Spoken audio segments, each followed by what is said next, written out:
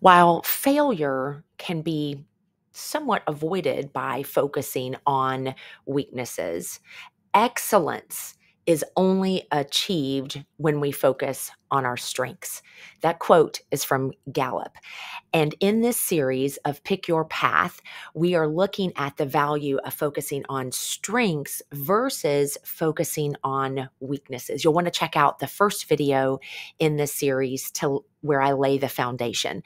Today, I promised to address that as we're focusing on building excellence by looking at our strengths, by really working to grow in our strengths, what we want to avoid is actually using our weaknesses as excuses, where we're saying, well, I can't do that, or because I'm not good at that, or what do you expect? I'm just not good at that.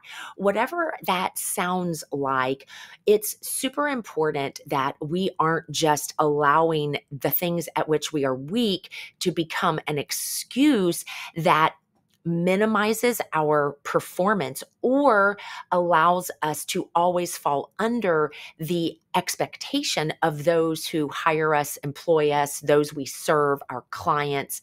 So I want to give you 4 quick tips on how we can excel in our strengths and manage our weaknesses. And this is specifically helping us to manage the weaknesses to free up the time to excel in our strengths. Okay, so number 1, we need to look at what do we need to eliminate? What are we doing that we don't need to be doing? Because it is not serving us. And if we're weak in it and it is sucking the life out of us as a result of our continuing to engage, look at what in your life can you eliminate. Number 2, when you have a weakness that needs to be managed, how might you automate it?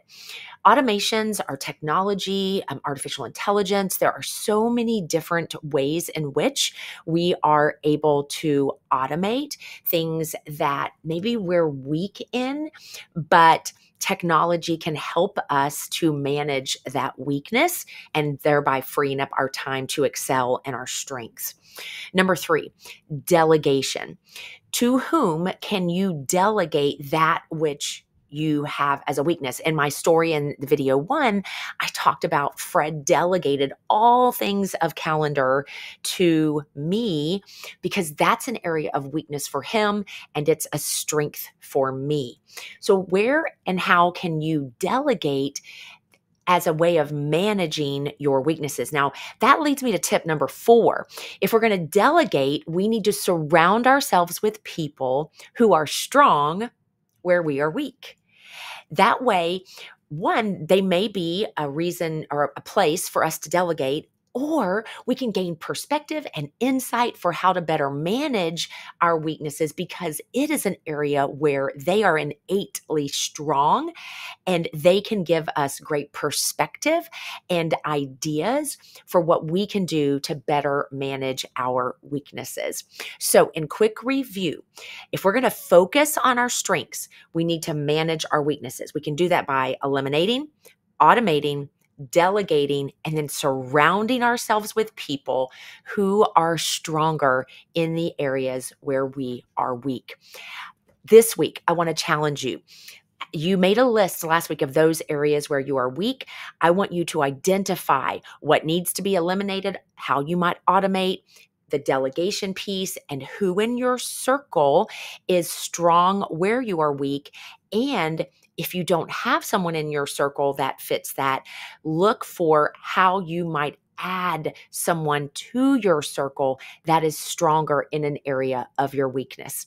I'm Elizabeth Mahusai, executive business coach, trainer, keynote speaker, and author of the best-selling book, Pick Your Path. And I am praying that you have a great week and that you pick the path of focusing on your strengths while managing your weaknesses.